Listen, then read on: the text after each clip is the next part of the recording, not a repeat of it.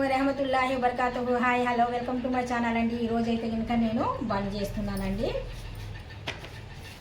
ఈ బన్ కోసం మనము ఇందులో ఏమేమి వేసాము అంటే ముందుగా ఒక కప్పు మైదా తీసుకున్నాను, కొద్దిగా వచ్చేసి సాల్ట్ తీసుకున్నాను, షుగర్ తీసుకున్నాను, బేకింగ్ పౌడర్ తీసుకున్నాను, ఈస్ట్ తీసుకున్నాను, వెన్న తీసుకున్నాను, కొద్దిగా నూనె తీసుకున్నాను, కొద్దిగా షుగర్ తీసుకున్నాను, కొద్దిగా మిల్క్ తీసుకున్నాను, కొద్దిగా ఆయిల్ తీసుకున్నాను। మొత్తానికి కలిపేసి ఇందులో బాగా ప్లేట్లో మసాలా అంటే పిండికి బాగా కలుపుతున్నానండి। అంటే మన పావు బన్ అనేది చాలా బాగా రావాలా, చూస్తున్నారు కదా।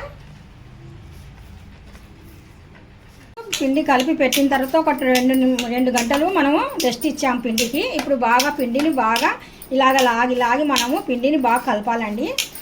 పావు బన్ చేస్తున్నాం కదా, అందుకనేసి బాగా మనకి ఎక్కడైనా కానీ సరే చక్కగా రావాలంటే ఈ పిండిని కలపడంలోనే ఉంది। ఇప్పుడు 5 నుండి ఒక 10 నిమిషాల వరకు మనం ఇలాగా పిండిని కలుపుతూనే ఉండాలి।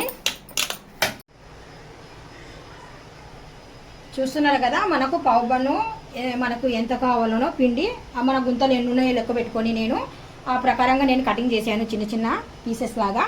ఇప్పుడు చిన్న ఇలాగా మనము ఆ కన్నాల సైజు, ఆ కన్నాలు మనకి ఎంత ఉన్నాయో అదే సైజు మనం ఇక్కడ తీసుకోవాలి।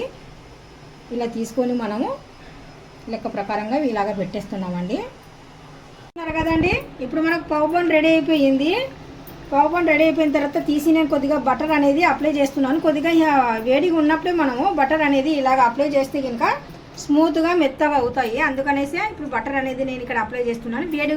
వేడి మీద రాసామనుకోండి బటరు కరుగుతుంది అనమాట। అందుకనేసి వేడి మీద నేను ఇలా తీసుకొని రాస్తున్నాను। చూస్తున్నారు కదా, మనం పావు బన్ అనేది ఇంట్లోనే రెడీ చేసేసాము। ఎంత చక్కగా వచ్చేసిందో చూడండి। మీకు ఇంట్రెస్ట్ ఉన్నట్టుగా అయితే కనుక సనా హోమ్ నీడ్స్ ఛానల్ చూడండి, లాగ్ వీడియో ఉంటుంది పర్ఫెక్ట్గా ఎలా చేసాము ఏమేమి తీసుకున్నాము చూద్దామైతే ఇంకొకసారి।